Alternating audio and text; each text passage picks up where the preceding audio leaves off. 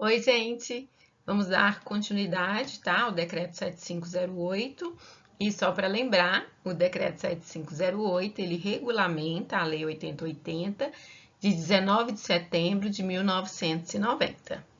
Lembrou? Pois é. E nós vimos também que o decreto, ele trata de 4 assuntos principais. Quais são eles? A organização, o planejamento, a assistência à saúde e a articulação interfederativa. Nesta videoaula, iremos estudar sobre a parte que fala sobre a assistência à saúde. Vamos lá? O artigo 20, continuando aí, né, os nossos estudos, fala o seguinte, que a integralidade da assistência se inicia e se completa na rede de atenção à saúde, mediante o referenciamento do usuário na rede regional e interestadual, conforme pactuado nas comissões intergestores. Vamos pensar aqui, gente, quando eu falo, eu não sei se vocês já assistiram, acredito que sim. Se vocês entendem o que é uma rede de atenção à saúde, vocês entenderam esse artigo. Ou seja, o que é uma rede? É um conjunto de ações e serviços de saúde que são articulados em níveis de complexidade crescente. Com qual objetivo? Garantir a integralidade da atenção à saúde. Vamos relembrar? A rede cegonha. Quais são os equipamentos, né, ou serviços de saúde que fazem parte aí de todos os níveis de atenção do SUS que garanta a integralidade da assistência à gestante e ao bebê. Quais são? Por exemplo, a gestante começa onde? O atendimento dela. Qual que é a porta de entrada? É a atenção básica. Qual que é o serviço que é oferecido para a gestante na atenção básica? O serviço de pré-natal, né assim? Se ela precisar de um serviço de um exame laboratorial, um ultrassom, ela vai ser encaminhada para média complexidade. E quando ela entra quando ela começa a fazer o pré-natal, ela já sabe qual maternidade que vai ser referência para ela ganhar o bebê. Tá vendo que a rede é todo o serviço que a pessoa precisa para atender a demanda dela? E aí, por que integral? Porque é de acordo com a necessidade em todos os níveis de complexidade do sistema, tá? Então, quando fala que a integralidade se inicia e se completa na rede, verdade. Por quê? Porque rede tem todos os serviços para atender a demanda, né? Mediante o referenciamento do usuário na rede regional e interestadual. Por que está falando que mediante o referenciamento desse usuário numa rede regional?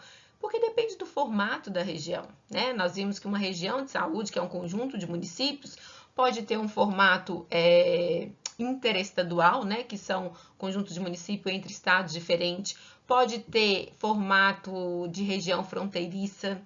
Existe também o formato, conforme fala o Pacto pela Saúde, formato intramunicipal, que é um conjunto.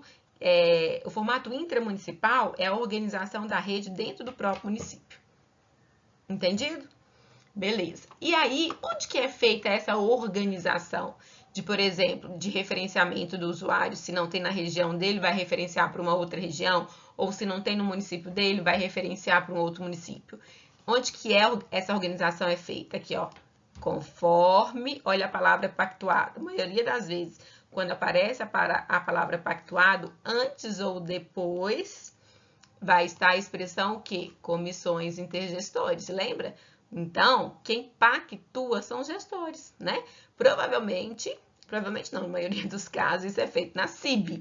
Mas aqui está escrito CIB? Não, então você não precisa se preocupar, né? Aqui está escrito comissões intergestores, que pode ser também nas comissões intergestoras o quê? Regional, né? Não necessariamente só na CIB, porque CIB é quando é de âmbito estadual. Mas se for uma região interestadual, por exemplo, que é um conjunto de municípios entre estados diferentes, aí pode ser comissão regional, não necessariamente a CIB, ok? Continuando. E aí, gente, essa legislação, ela traz para a gente duas listas, que é a Renasces, tá? Relação Nacional de Ações e Serviços de Saúde, inclusive que despenca em prova, e a RENAME, que é a Relação Nacional dos Medicamentos Essenciais. Lembra quando estudamos a Constituição Federal, lá no artigo 6º, que fala que compete ao SUS assistência terapêutica integral, inclusive farmacêutica? Então, o SUS, ele dispensa todo tipo de medicamento que existe no país? Não. Por quê? Porque o SUS, ele tem uma relação dos medicamentos ditos essenciais, tá? Então, ele só vai dispensar o medicamento se o medicamento fizer parte dessa lista aqui, que a gente chama RENAME, tá? Assim como qualquer tipo de ação e serviço de saúde só pode ser dispensado pelo SUS se estiver dentro da lista da Renascença, tá bom? Então, vamos lá. Gente, isso despenca em prova, tá? Então, isso aqui você tem que saber diferenciar a Renascença da RENAME e os detalhes, né, em relação a cada uma delas. Então, vamos começar pela Renascença, que é a Relação Nacional de Ações e Serviços de Saúde. Olha o que fala. Que o Ministério da Saúde disporá sobre a Renascença em âmbito nacional, observadas as diretrizes pactuadas pela CIT. Ou seja, quem é responsável pela Renascença, né, por elaborar e divulgar a Renascença? O Ministério da Saúde, não é assim? É o Ministério da Saúde baseado em quê? Quem que vai observar quais diretrizes? Ou seja, as diretrizes pactuadas onde? Na CIT. Por que eu sei que é na CIT? Porque eu estou falando de Ministério da Saúde. Quando eu falo de Ministério da Saúde, onde que o Ministério da Saúde está? Dentro de qual comissão? Da CIT, tá? A cada 2 anos, o Ministério da Saúde consolidará e publicará as atualizações da Renascença. Isso aqui despenca em prova, né? Toda prova, a maioria das bancas gostam muito de trocar em relação à quantidade, tá?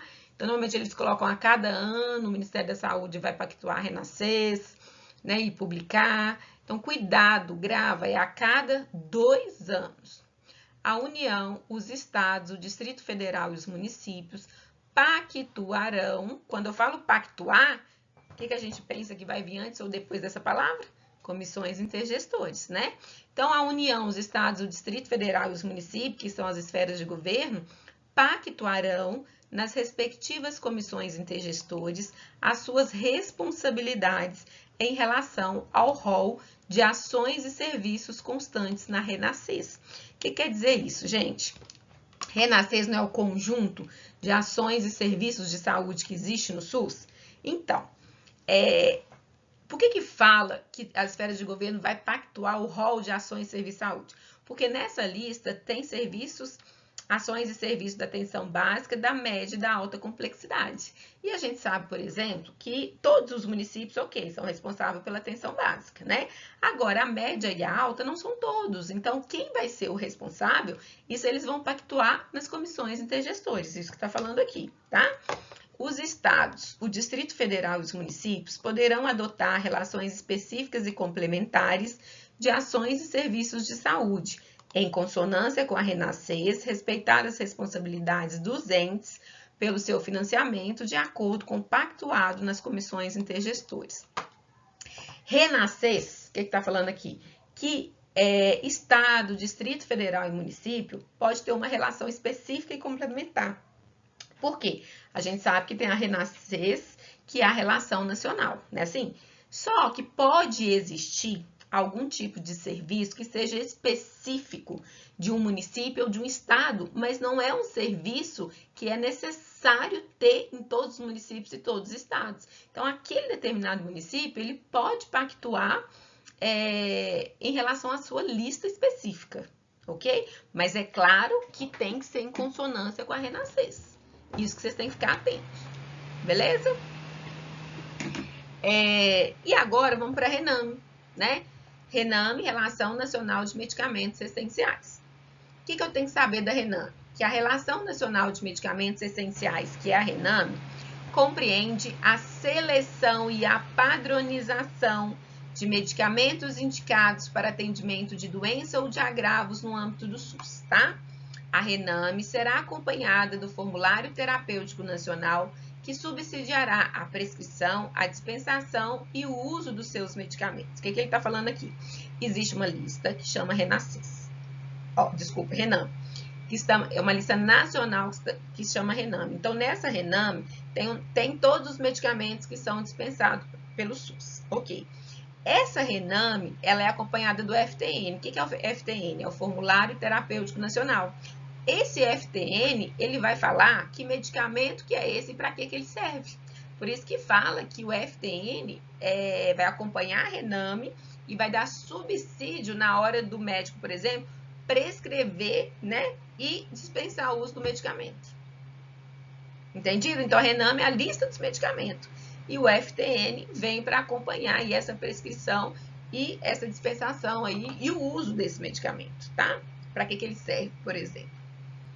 O Ministério da Saúde é o órgão competente para dispor sobre a RENAME e os protocolos clínicos e diretrizes terapêuticas em âmbito nacional, observadas as diretrizes pactuadas pela CIT. O que está falando aqui, gente? O Ministério da Saúde, assim como ele é o órgão competente para dispor sobre a RENASCES, ele também vai dispor sobre a RENAME e sobre os protocolos clínicos e diretrizes terapêuticas, tá? Então, tanto a RENAME como a RENASCES, os protocolos clínicos e as diretrizes terapêuticas, quem elabora e publica, quem é responsável é o Ministério da Saúde. Então, ele vai elaborar e vai publicar, né? Vai consolidar e publicar a RENASCES, a RENAME e os protocolos clínicos e as diretrizes terapêuticas a cada 2 anos, tá? Cuidado, porque tem um monte de questões de prova que fala que, por exemplo, a RENAME, quem é o órgão responsável por publicar, né, e atualizar a cada 2 anos, é o Conselho Federal de Farmácia, né? Só para você cair nessa pegadinha, mas você não vai cair mais, né? Porque você já entendeu que o Ministério da Saúde, que é o órgão responsável por consolidar. Teve uma aguinha, né? Por consolidar e publicar tanto a RENASCES como a RENAME, o protocolo clínico e o diretriz terapêutica a cada 2 anos. Olha aqui, novamente, né, o que nós acabamos de falar. A cada 2 anos, o Ministério da Saúde consolidará e publicará as atualizações da RENAME, do respectivo FTN, dos protocolos clínicos e diretrizes terapêuticas, tá? Mesma coisa, o artigo 27, ó, tá falando a mesma coisa em relação à RENASCES, ou seja, estados, Distrito Federal e municípios poderão adotar listas específicas e complementares de quê? De medicamento, né? É claro que em consonância com a RENAME. Então, por exemplo, o município, ele pode ter REMUME, né? A gente chama de REMUME, que é uma lista específica, é uma lista que atende à necessidade do município, mas é claro que tem que estar em consonância com a RENAME. Tranquilo, gente? Então, esse slide aqui, eu vou te falar que ele despenca em prova. Então, se você tiver que escolher, o que eu vou estudar dessa parte de assistência à saúde? Esse slide. Mas é claro que você vai estudar tudo, você não é bobo, né? Já que você está estudando, você vai estudar para ser 100%. Beleza? Aí, gente, aqui é porque aquele quadrinho eu fiz um resumo, tá? Então, aqui tá escrita a mesma coisa que tá lá nos quadrinhos, tá? Então, não vou ler de novo, é a mesma coisa.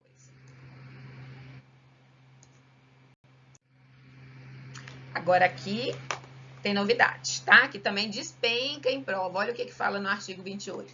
Que o acesso universal e igualitário à assistência farmacêutica pressupõe cumulativamente, ou seja, para que o usuário tenha acesso ao medicamento no SUS, ele tem que cumprir 4 requisitos. Quais são eles? Primeiro, estar o usuário assistido por ações e serviços de saúde do SUS, ter o medicamento sido prescrito por profissional de saúde no exercício regular de suas funções no SUS. Prof, mas lá onde eu trabalho... Gente, a gente pode, para fazer prova, pensar de como é lá no trabalho? Não pode, tá? Por quê? Porque a prova, ela vai te cobrar, é o que está escrito na legislação. Não adianta você falar que o seu trabalho funciona dessa forma, tá? Na verdade, o seu trabalho deveria funcionar da forma que está aqui na teoria. Entendido? Porque a prova, ela vai te cobrar o que está aqui, tá? É de acordo com o que está lá na sua referência. Beleza? Então, a gente já falou de 2 requisitos. Primeiro, estar usuário assistido por ações e serviços de saúde do SUS, né? Ou seja, tem que estar cadastrado no SUS.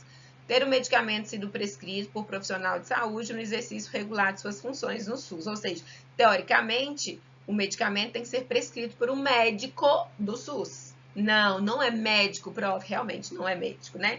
Isso pode ser até uma pegadinha de prova, ó, ter o medicamento sido prescrito por profissional de saúde. Está falando que é médico? Não, porque a gente sabe que tem algumas profissões, por exemplo, enfermagem, né? Enfermagem pode prescrever alguns tipos de medicamento. É lógico que é de acordo com protocolo, né? Protocolo do município, ou protocolo da profissão, ou do serviço que está executando, tá? Mas aí não vem o caso. Aqui, o que fala é que o medicamento tem que ser sido prescrito por um profissional de saúde no exercício regular de suas funções no SUS, tá?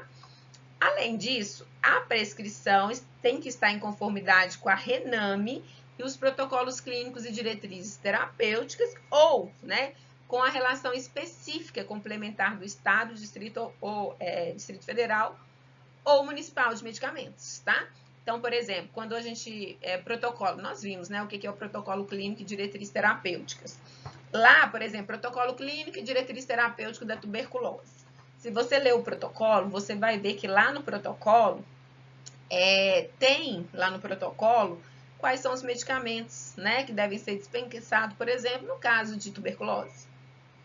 Entendeu?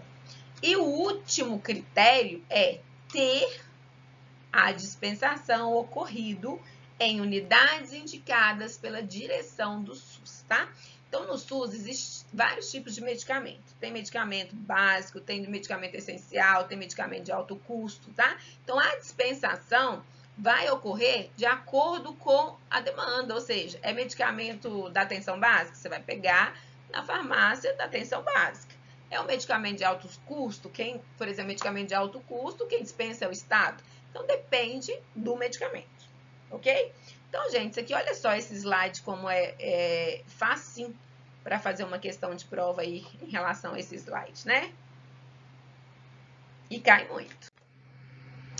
Importante em relação a essa dispensação de medicamentos, ó.